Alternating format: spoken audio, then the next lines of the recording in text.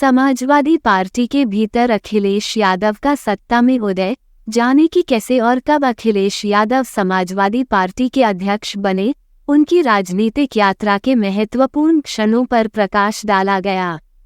Samajwadi party के भीतर अखिलेश यादव का सत्ता में आना दृढ़ संकल्प और रणनीतिक पैंतरेबाजी की एक दिलचस्प कहानी है। एक राजनीतिक परिवार में जन्मे अखिलेश राजनीति की दुनिया के लिए अजनबी नहीं थे। हालांकि यह उनकी अपनी अनूठी दूरदृष्टि और नेतृत्व गुण ही थे जिन्होंने उन्हें समाजवादी पार्टी के अध्यक्ष पद तक पहुंचाया।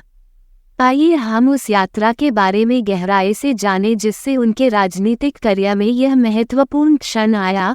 उन महत्वपूर्ण क्षणों की खोज करें जिन्होंने उनके सत्ता में आने को आकार दिया। अखिलेश यादव की यात्रा में एक महत्वपूर्ण क्षण वह था जब उन्होंने 2012 के उत्तर प्रदेश विधानसभा चुनावों में समाजवादी पार्टी को सफलतापूर्वक जीत दिलाई। यह उपलब्धि युवा सशक्तिकरण और विकास पहल पर उनके जोर का परिणाम थी, जो मतदाताओं को पसंद आई। एक और महत्वपूर्ण मील का पत्थर पार्टी की आंतरिक गतिशीलता को नेविगेट करने और समाजवादी पार्टी के भीतर गुटों को एकजुट करने की उनकी क्षमता थी, जिससे एक मजबूत और अधिक एकजुट आंदोलन तैयार हुआ जिसने अंततः उन्हें इसके अध्यक्ष बनने के लिए प्रेरित किया। यादव के नेतृत्व में समाजवादी पार्टी ने महत्वपूर्ण विकास और विस्तार का दौर देखा।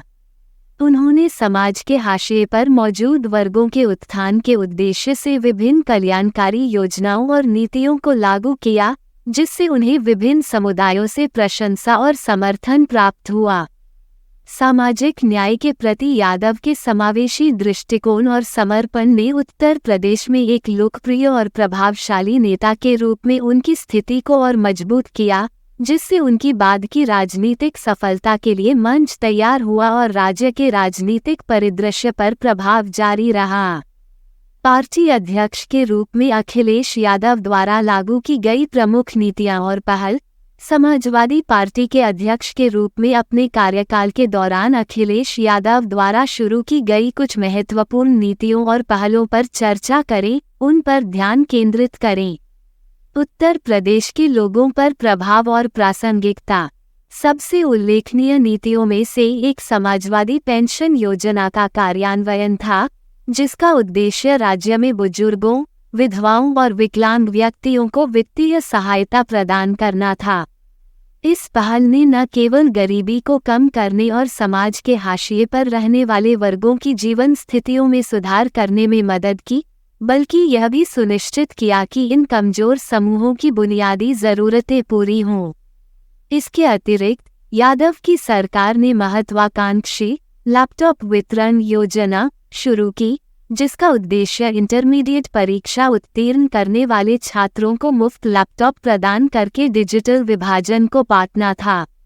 इस अभूतपूर्व पहल ने आर्थिक रूप से वंचित पृष्ठभूमि के छात्रों को उन शैक्षिकी संसाधनों और अवसरों तक पहुंचने में सक्षम बनाया जो पहले उनके लिए दुर्गम थे। परिणामस्वरूप ये छात्र अपने सीखने के अनुभव को बढ़ाने, आवश्यक डिजिटल कौशल विकसित करने और अपने शैक्षणिक प्रदर्शन में सुधार करने में सक्षम हुए, जिससे अंततः उच्च शिक्षा हासिल करने और भविष्य में बेहतर रोजगार की संभावनाएं हासिल करने की संभावना बढ़ गई। इसके अलावा इस पहल ने छात्रों को मार्गदर्शन और सलाह भी प्रदान की, जिससे उन्हें शिक्षा प्रणाली की जटिलताओं से निपटने और अपने भविष्य के करियर पथ की योजना बनाने में मदद मिली। कार्यक्रम की सफलता कॉलेजों और विश्वविद्यालयों में दाखिला लेने वाले वंचित पृष्ठभूमि के छात्रों की संख्या में उल्लेखनीय वृद्धि से स्पष्ट थी।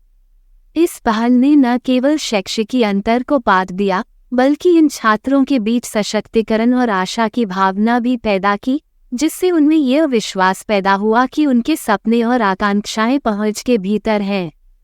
महान देश बनते हैं ऐसे जुझारू लोगों से जो अपने खेत को पीछे वाले समाज का बांधे रखते हैं। आज इस एपिसोड में इतने ही।